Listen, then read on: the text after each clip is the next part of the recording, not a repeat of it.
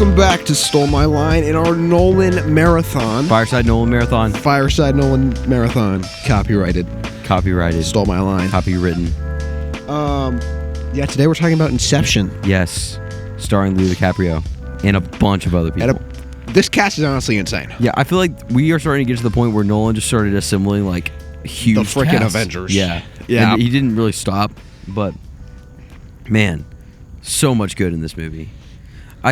I started to realize how much Nolan like uses an actor for a side character in one movie and then like bumps them up into like a main character role for a later movie. Yeah. At this point, because like there's a lot of recycled actors that he likes to work with. Michael Caine. Well, okay, That's like a staple. Yeah, but I mean, like Tom Hardy's in this, then he's in Rises, Right. And Joseph in Dunkirk. Gordon-Levitt. Joseph Same. Gordon-Levitt was in Inception, which we're talking about, and then Rises. So a few examples of that. Matt Damon down the line. We'll talk about more that's later. True. Um, He kind of sneaks in there too. but hey, how are you today, man? I'm good. That's good. I'm good. It's good. How are you? I'm doing great. Yeah? I'm a little under the weather, but hey, It's we're okay. here. We're here. This is probably the Nolan movie I think I've seen the most over the years. I Okay. have not seen it in a long time, but this was one in like 7th grade we watched as like a class at school. I remember this, and then we used to watch it all the time, like Yeah. together with all of our friends in middle and high school. Yeah, because it's a super interesting movie. Yeah. I recently showed it because my fiance had not seen it. This was kind of early on when we were dating, and I'm not going to spoil the end. But if you haven't seen Inception while you're here, go watch it. But we got to the end, and she stood up and was like, "No." My mom did the same thing. She's like, "That's not how it ends." I Yeah, was like, "Yeah, that's yeah. how it ends." And she's like, "No, I don't believe you." I'm like, "I'm sorry." She's like, "Why would you show me this movie?"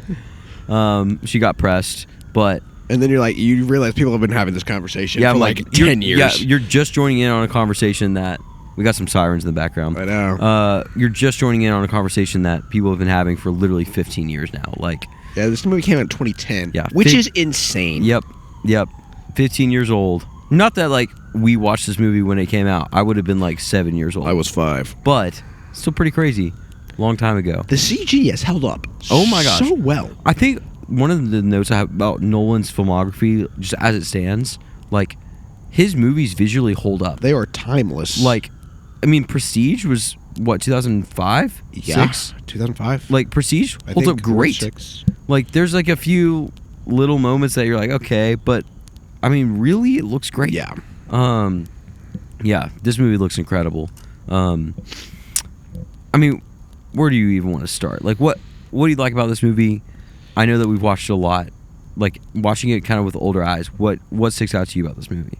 I think, I mean, honestly, and this is probably cliche to say, but like the visuals and the world building of this movie are probably some of the best we've seen up until this point. I mean, I think you can take Gotham and like Dark Knight as one. But he was building from something that already existed. Right, but I think you take like the hotel sequence, the snow sequence, the city sequence, and it's just like so well done, and it's such an intriguing concept of like layers and dreams, and like the concept itself is so inventive and so Interesting, yeah. intriguing. I feel like a lot of where we get in his filmography now is like Nolan does blank. Like Nolan does a heist movie. Right. Nolan does Batman. Nolan does space. Like Nolan does a drama. Nolan does a war movie. I feel like that's kind of where we're getting in his filmography a little bit. This is his take on a heist. I guess it's kind of a heist. He's also like, he's putting something back. Yeah. They're putting something back. But it's like a heist movie is kind of how it should be viewed, a little bit at least. So, man, I think something that stuck out to me a lot this rewatch was just really the performances. Like, I think Leo is great in this movie. Yeah. I know not a lot of people will talk about this as one of his best performances, but I think he's great in this The movie. scene where his Yeah. his performance there, phenomenal. Yeah. Just like and rips your heart out. yeah. Well, that was a blatant spoiler. So, Oh yeah, I always forget that's a thing. should we bleep that out? Yeah, we can. All right. Well, that scene that we'll talk about here in like 4 seconds. But yeah, I'm sorry, audience. it's okay. I don't think of you. Wait. Let's just rip off No. the Band-Aid, honestly. Yeah. No more spoiler talk. Or wait, only Yes, spoiler talk or- from here on out. We're on a roll today. Yeah, we are on a roll right now. So, if you haven't seen Inception, go watch Inception. It's so straightforward. The movie itself may not be that straightforward, but just go watch the movie. Yeah. Then watch us. Exactly. Pretty set apart. Yeah. So, say what you said again. The scene where she jumps off the building and kills herself. Leah's performance is phenomenal. Yes. So good. And I know it's like Elliot Page now. Right. But then Ellen Page, great. Ariadne, great. I actually really like her character, and I thought she was great. Because everybody talks about Cobb as the main character, Leo's character, but she's kind of there with him the whole time. That's true. And, I mean, she's definitely... I mean, she's a side character, but I think she's the audience's eye into what's all happening. Yeah. Because she's the newbie and doesn't know what's happening. Yeah. But I don't think her performance stood out to me. I mean, I don't know. It was just kind of... Yeah, I think I liked her character. There. I think I liked her character's good, yeah. Yeah. I thought... Because she... I don't know. I feel like she was watchable, at least. No, yeah, for sure. Slept on character. I love Cillian Murphy in this movie. I think he's great. I do think he's really good. Like, there's the scene where Cobb is trying to convince him, what's his name, Fisher? Yeah, his name's Fisher in the movie.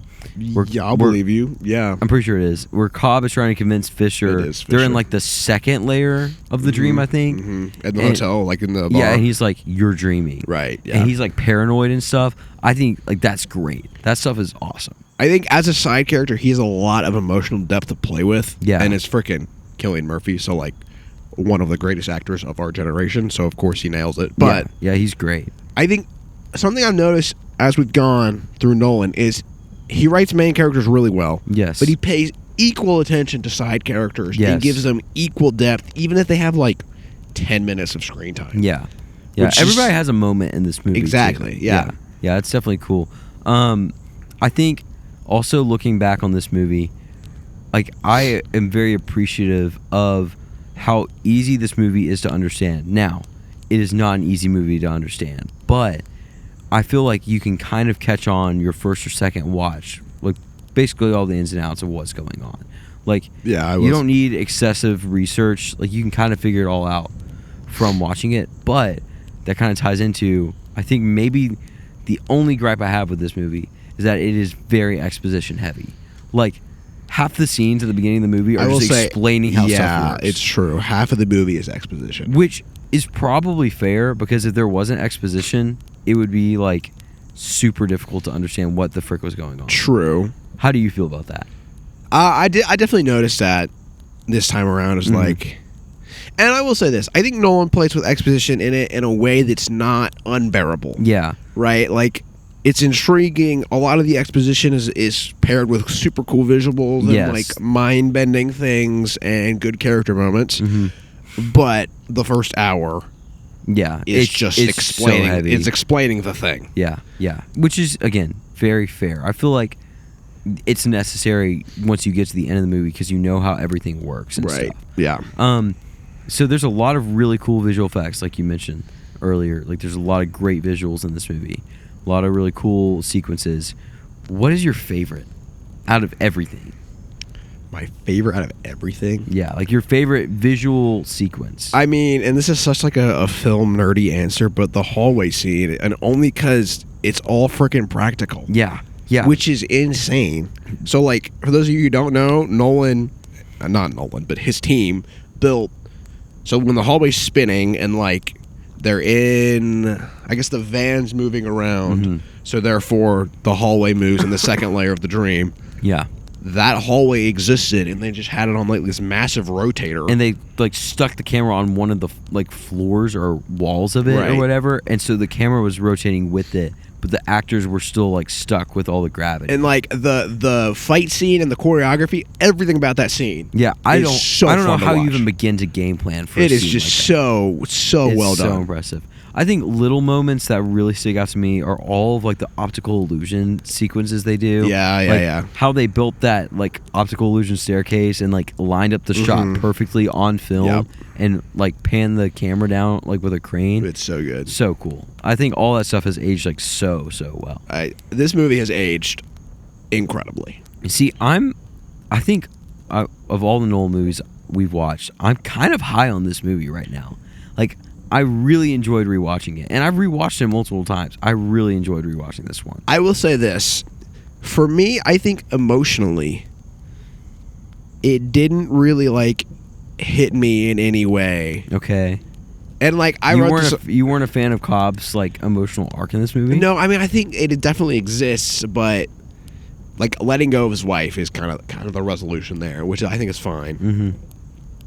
But I don't know. I think some of the exposition I was kind of bored in. And That's fair. That's fair. And there's a lot of caveats I have. We have watched a whole lot of movies and a whole lot of Nolan in a very compressed span in a of very time. short amount of time. Yes. Yes. So I was kind of like more mind-bending exposition. Yes. That I have to sit here and pay attention for. Yes.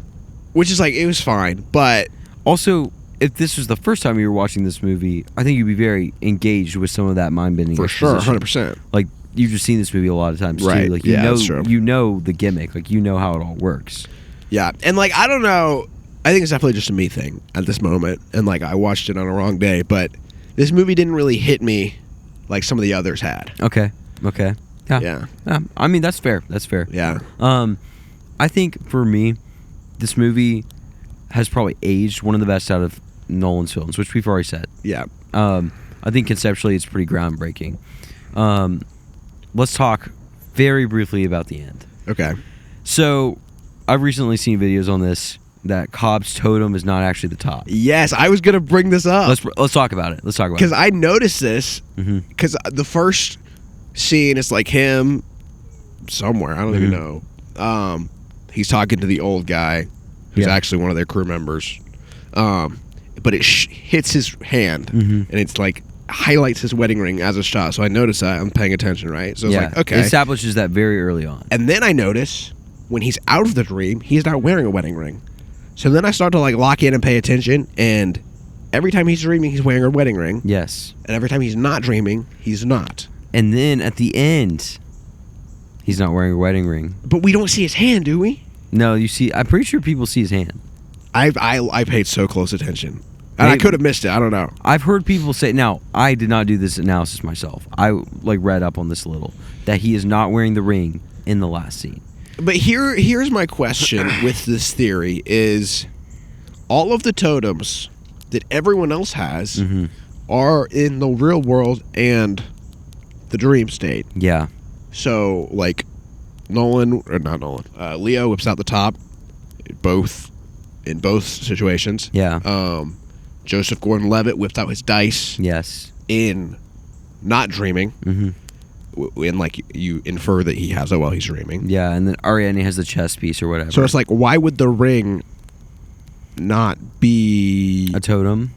Or like, why wouldn't he be wearing it in both situations? Well, and I think part of it is because of what's happening in, like, they think that he killed her. Right. And, like, she is dead. I don't know why he doesn't wear it in the real world. There's also another take that I kind of came to myself of, he's wearing it in the dreams because he's still holding on to Maul. I was thinking that too. And so, a way that the final scene could be interpreted is that because he finally let go of Maul, even if it's a dream, he doesn't have the ring on because he finally let go of Maul. I mean, I don't know.